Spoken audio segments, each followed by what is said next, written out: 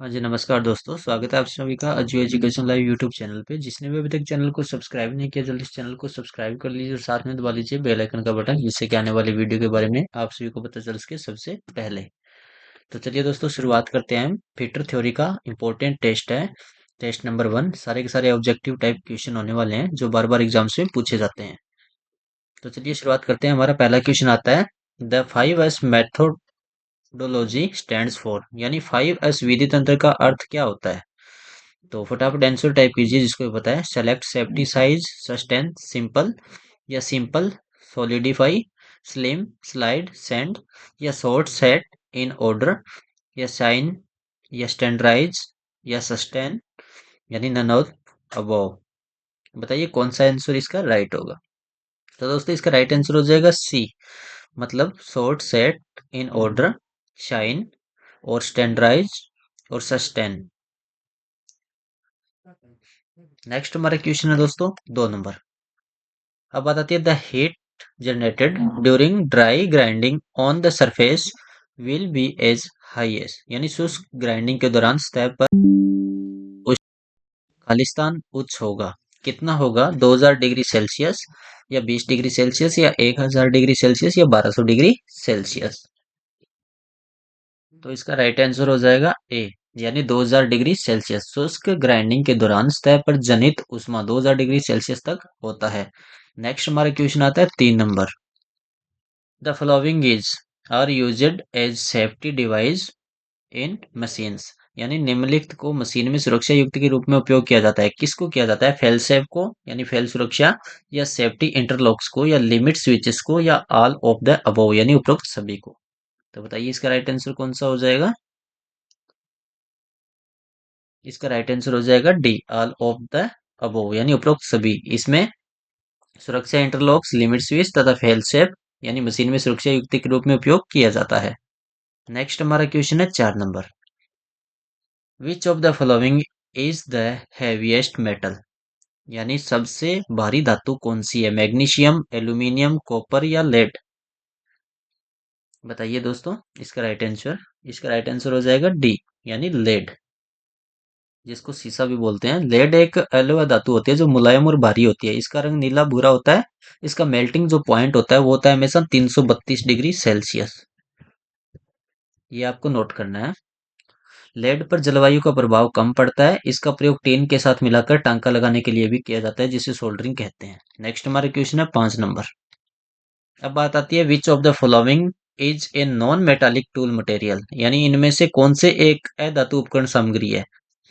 High speed steel, ceramic, या high carbon steel, या stellite. बताइए इसका राइट आंसर कौन सा होगा। इसका राइट आंसर हो जाएगा बी, यानी सेरामिक।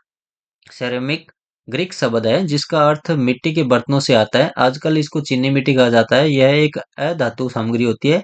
इसमें उन्नत मिट्टी और अन्य सामग्री होती है जिसके द्वारा मिट्टी के बर्तन, घरेलू सामान, कला वस्तुओं आदि उत्पादों का निर्माण किया जाता है। नेक्स्ट हमारे क्वेश्चन है 6 नंबर। अब बात आती है, डेंसिटी इज डेफिनेड एज, यानी घनत्व होता है। घनत्व क्या होता है? यानी मास गुणा में वॉल्यूम, यानी द्रव्यमान इंटू आयतन बोल सकते हैं, या द्रव्यमान भाग आयतन, या द्रव्यमान प्लस आयतन, या द्रव्यमान माइनस आयतन। तो इसका राइट आंसर कौन सा होगा, यानी घनत्व क्या होता है? तो घनत्व बराबर होगा बी, यानी मास डिवाइड वॉल्यूम, यानी द्रव्यमान बटा में आयतन। समझ में आ गया? किसी पदार्थ के इकाई आयतन में निहित द्रव्यमान को उस पदार्थ का घनत्व या डेंसिटी बोला जाता है। और इसका सूत्र आपको पता चल गया, घनत्व बराबर द्रव्यमान बटा में आयतन। नेक्स्ट हमारा क्वेश्चन है दोस्तों 7 नंबर। अब बात आती है, the smooth surface in would can be obtained by, यानी लकड़ी में सपाट सतह से प्राप्त किया जाता है। आरी से काटते हुए, यानी cutting by saw, cutting by chisel, या कटिंग बाय नाइफ, या प्लानिंग। तो बताइए इसका राइट आंसर कौन सा हो जाएगा। लकड़ी में सपाट सतह से, या सपाट कैसे किया जाता है उसको।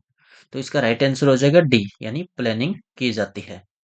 लकड़ी में स्पाट सतह या प्लेनिंग से प्राप्त किया जाता है। इन्हें रंधे के द्वारा स्पाट किया जाता है। रंधा एक कर्तन औजार होता है जिसकी सहायता से लकड़ी की सतह को छीलना, समतल करना तथा सतह को चिकना यानी स्मूथ बनाया जा सकता है। इसके द्वारा लकड़ी को आवश्यक माप व आकार में परिवर्तित भी किया जा सकता है। नेक्स्ट हमारा क्वेश्चन है 8 number. The compressive strength of the cement stored for 1 year being used regular construction shall not be less than, यानी सामान्य निर्माण के लिए उपयोग किए जाने वाले 1 साल के लिए संग्रहण किए गए सीमेंट खालिस्तान से कम नहीं होना चाहिए। यानी कितने से कम नहीं होना चाहिए? इसमें 4 ऑप्शन है, 85%, 75%, 60% या 48%। तो दोस्तों इसका राइट आंसर हो जाएगा सी, यानी 60% से कम नहीं होना चाहिए। नेक्स्ट हमारा क्वेश्चन है ट्रोवेल इज यूज्ड फॉर, यानी ट्रोवेल, ट्रोवेल मतलब हो गया करनी। करनी को खालिस्तान के लिए उपयोग किया जाता है। किसके लिए उपयोग किया जाता है? पिकिंग मोर्टार लगाने, या क्यूरिंग यानी उपचार करने, या डिगिंग खुदाई करने, या वॉशिंग मतलब धोने के लिए। तो इसका राइट आंसर हो जाएगा ए, यानी पिकिंग स्प्रेडिंग मोर्टार। करनी को पिकिंग मोर्टार लगाने के लिए उपयोग किया जाता है। करनी के कई प्रकार में उपयोग किया जाता है, जैसे कंक्रीट निर्माण, चिकनी स्तर या ठोस सतह के ऊपर परत बनावट के लिए। नेक्स्ट हमारा क्वेश्चन है 10 नंबर। To prevent collapse of soil in borewell खालिस्तान इज प्रोवाइडेड, बोरवेल में मिट्टी के ढह जाने को रोकने हेतु खालिस्तान उपलब्ध कराया जाता है। क्या कराया जाता है? वेल्डिंग या केसिंग पाइप या प्राइमिंग या सर्जिंग, क्या किया जाता है दोस्तों? तो इसका राइट आंसर हो जाएगा बी, यानी केसिंग पाइप लगाई जाती है उसके लिए, यानी ताकि मिट्टी न ढह सके। नेक्स्ट हमारा क्वेश्चन है 11 नंबर। मुद्रा टंकन की सबसे अच्छी ज्ञात प्रक्रिया क्या होती है? What is the best non procedure of coining? Hard currency, या पीस ऑफ आर्क, या किचन वर्क, या रिफ्लेक्टर।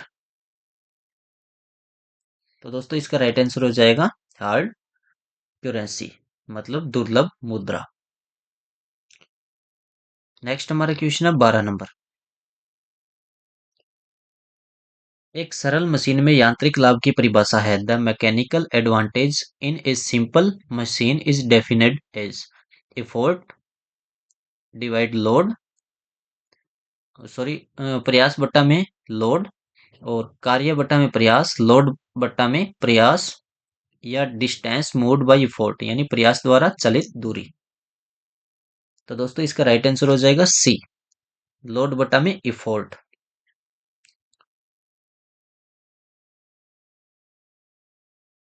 लोड को यानी उठाया गया भार जिसको डब्लू से व्यक्त किया जाता है, और लगाया गया प्रयास मतलब पी, वो भाग आ जाएगा, यानी यांत्रिक लाभ निकालने के लिए ये सूत्र उपयोग में लिया जाता है। नेक्स्ट हमारा क्वेश्चन है 13 नंबर।